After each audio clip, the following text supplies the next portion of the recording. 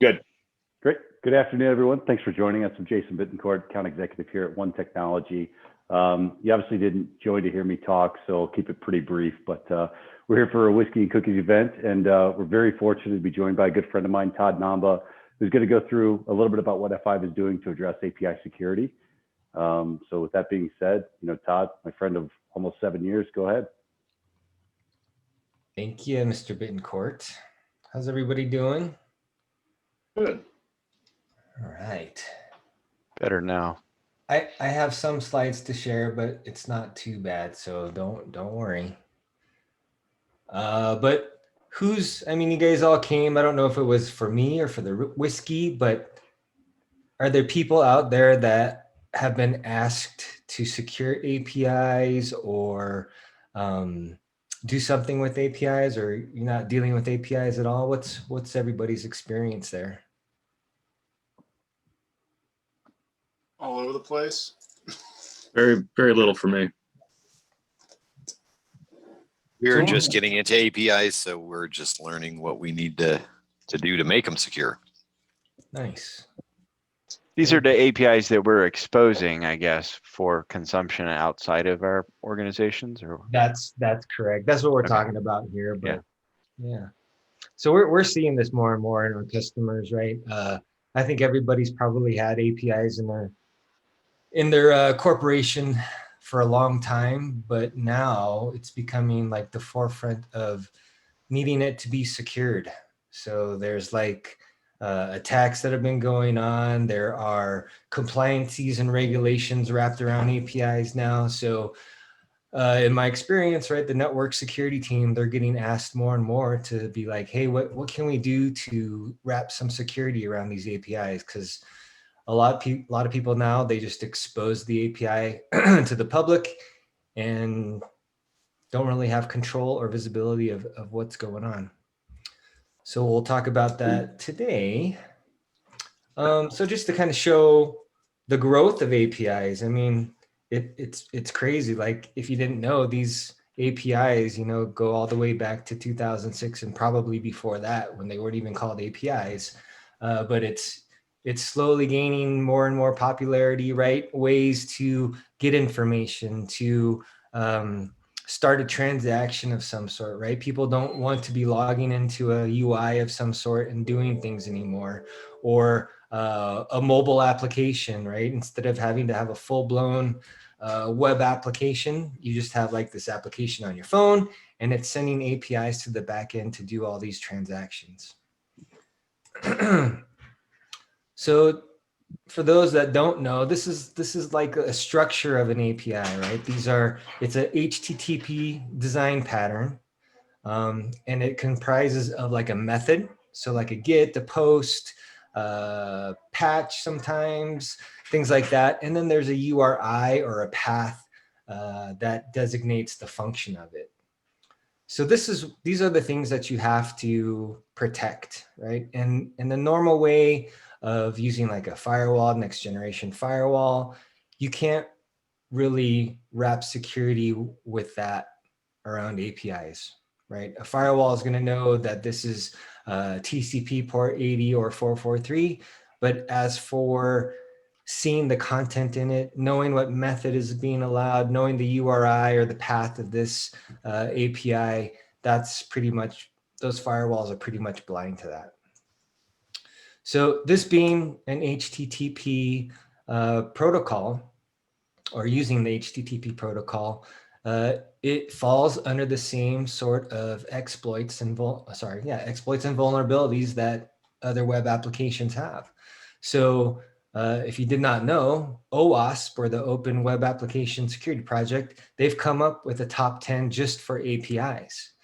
So these are the top 10 ways, and I guess there's a little bit more, of how APIs are being attacked. So like, HTTPS, there's different ways to do evasions. The access control, there's ways to get around the access control, the authentication, all that. So these are all the ways that these APIs are being attacked today. And there had to have been some events, right, or some information for OWASP to come up with those top 10, top 12 ways that those APIs are being attacked. And you can see here that, yes, there are tons of attacks out there that are revolving around APIs, right? And this is because people are not protecting it, right? These developers, these application people, they're developing these APIs and they're just making them accessible from the internet. Like, hey, we have a duty, we have a job, we have an application, let's get this done. I'm gonna make my API and I'm gonna publish it and we're gonna start making money. And then security, years down the road, they're like, well, maybe we should wrap some security around it. And so now it's starting to become part of the API project. Well, that's it for the slides, but if you do want some more information around APIs, API management and securing it, we do have these videos available and we can send this out in an email. But I thought I'd give just a little bit of a demonstration of how F5 is making this easy for you guys to satisfy security requirements when those application developers or the business is asking you to secure these APIs. As I transition, do you guys have any questions, comments, stories? Well, I always have a story, Todd. Hey, Will. Yeah. Interesting. You showed that slide deck with the top 10, and I remember we started having the conversation about Nginx and about APIs and the WAF or the ASM. And we got some of our application architects, and I think we may have had one of our security guys on there. I remember that. Yep. I believe our application security architect brought it up as though he was very well aware of it, but nobody else was, about the urgency of having security around our APIs. And that really opened the eyes of most of our app dev team, where they're like, oh, well, yeah, that kind of makes sense. Just the common sense factor of, what do you mean that's not already kind of built into what we already do? And for us, we compared that to Azure, their application gateway product and the F5, and that kind of really spun up a few other projects. But it's amazing how many people don't really realize how vulnerable this stuff is. Yeah, I agree. And then like in your guys' case, right, there's compliancy wrapped around these APIs. So there's the Cures Act that we've been talking about with Rob and James, right, where it's dictated that you have to make available those APIs and secure those APIs. So that was dictated to be done like January this year. The bill went into law January 1. Right. Penalties start enforcement in July. Yeah, so there's money wrapped to this or tied to this, right? If you're not making this API available and if you're not securing it, you're going to start to get fined. So I think things like that, things that we're seeing in the industry that are putting money and penalties to not securing APIs is really going to start. You guys are really going to start to see this being a project, I think. Yeah, Miranda, put a pin in that. We're going to have a follow-up conversation to grease some wheels because of that little statement right there. Do we have any other healthcare on this call? I don't know if there are any other healthcare people or people in the healthcare industry, either payer or provider, exposing APIs. Just quickly looking through the list. Yeah. So can everybody see this? Yeah. It's a beautiful F5 UI. All right. So what I'm going to go over today is something that's relatively new called guided configuration. So this popped up around the 13.1 timeframe. So this is just an easy way. It's a wizard-based, wizard-driven for you guys to create an API security policy. So here, it's part of the advanced WAF module. And once you have that licensed, you'll see this under security and guided configuration. And you'll have these three options here. So API security. Well, one thing that makes this super easy is this ability to ingest and open API spec file. So for those of you that are not familiar with this, when your developers are creating these APIs, automatically there's a platform that they're using to create these APIs. There's this open API spec file that gets generated. So whenever they create an API and they want to publish it, there's a file that lists every API that they're about to publish, the methods, the URI, the path, and whatever. We can take that file, ingest it into the F5, and create a security policy around that. So your effort, your time and energy to create this policy is very, very minimal. All right, so I'm going to choose API security. I am going to look at this open API spec way to do things. And as you can see, this is wizard driven. So nice blurb about what this is all about, the different things that we're going to go through, defining the paths, defining the responses, and doing all this other stuff. Hey, So, Todd. yeah. James had a question. He's asking, is API security a feature included with advanced WAF as opposed to plain ASM? Yes. So F5 takes like a two-pronged approach, right? So it does, for the full API security capabilities, you need advanced WAF and APM. So APM is the engine that will control the URI paths and the methods. And then advanced WAF on top of that is going to do like the payload, malicious payloads, look for those types of things and stop, HTTP evasions, things like that. So two-prong approach, advanced WAF and APM, or Access Policy Manager. But to be clear, if you have ASM today, James, and I don't know if you do, because if that's why you're referencing ASM is shifting to AWAF, and you'll be able to make that move at no additional cost if you already own ASM. Thanks. So we can talk about that offline and how that works, but it's April 1st is when that takes effect. So that would shift and then include APM as well? No, APM will still be separate, but ASM is moving to AWAF. Okay. Okay. Cool. All right, so click on next. I'm just going to give it a name here, test API security. Here is where you can import the file. So I do have one here somewhere. Here it is. It's a Swagger file, also known as a Swagger file.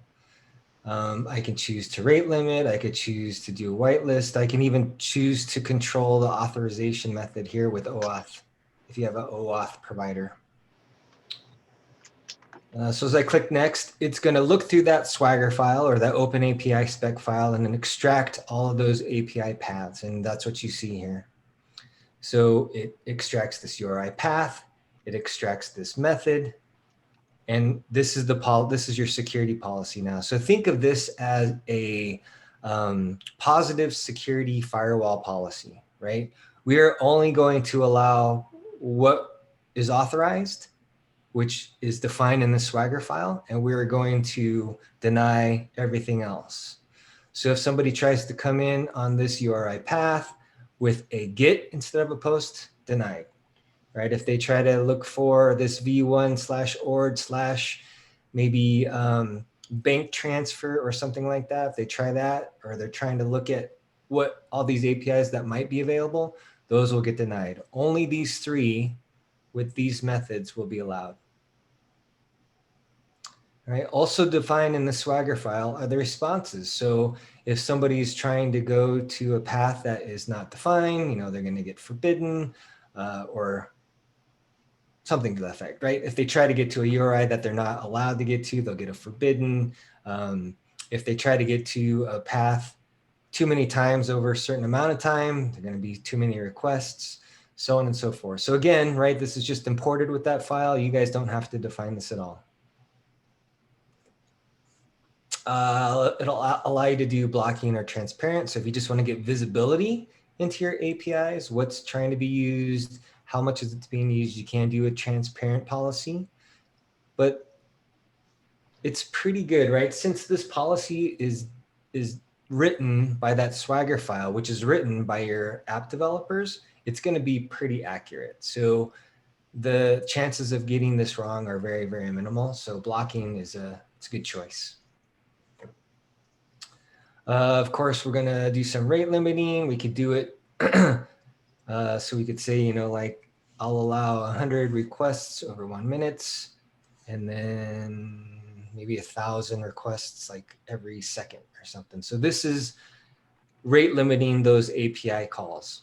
So a lot of times, right, there's a cost associated with an API call, whether that is in compute and resources, or maybe that API call allows people to get I don't know, frequent flyer miles, or maybe tokens to gift cards or something like that. So you don't want people abusing these APIs and being able to get these awards, right? So you want to limit them, lower your costs, control what you're giving out, and you can do that here. Here we can have a whitelist blacklist. So a lot of times I see whitelists where you have maybe like a web front end that's making API calls to a back end. So maybe you only want to allow that web front end access to the back end APIs. You can define that here. If you have a blacklist, which is a little bit harder to manage, you can do that as well, but we give you that option here. And then you can assign this to a virtual server, or you can just make this a policy and then assign this to a virtual server after the fact, right? You'll have this policy created, and then you can attach it to whatever virtual server you want. So final thing, it'll give you a summary of everything you just configured, and then you click deploy. And that's it. So just a simple quick wizard for you guys. Import of that Swagger file. You now have a secured API gateway that can give you visibility and security to all your APIs. Todd, just to be clear, this is all advanced WAF plus APM. This is like a new package of all that included. Correct. So the advanced WAF piece, that gives you this guided configuration portion of it, right? So it just makes it super easy for you guys to come in and create policy. And then APM is also required. So it's not really a bundle, but you can get these a la carte if you want to. But those are the two modules that are required for what you saw today. Okay.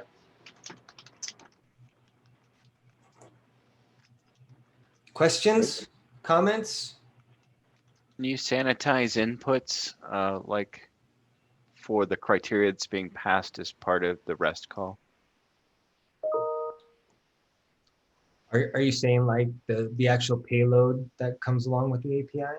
Yeah, like so you can specify that you want a numeric only or text or something like that. No, that's not really a part of this. What we do layer on top of our WAF signatures, right? So if it's a malicious payload, we will detect that and we can stop that. But if you're looking for verification of like information that you're passing to this API, there probably is a way to validate that. It's just not included in this guided configuration. Gotcha, thanks. Mm-hmm.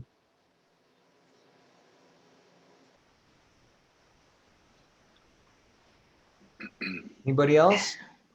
Do you want us to follow up on that? I mean, Todd, you're saying it's here. It's just not part of the guided configuration. Yeah, well, I'm imagining that could be done. I just have to think about where we could do that. I think that'd be like an APM. I don't know, Jeff, and with your knowledge, I wonder if we could do something like that within APM. Todd, I think we could do that in an ASM or AWAF as a parameter definition. Just defining the data type and input length and all that kind of stuff. I'd have to check, but I work with James quite a bit and the rest of his team, so I think we can take that one up offline, James, and maybe see if we can. Sure, thank you. You bet.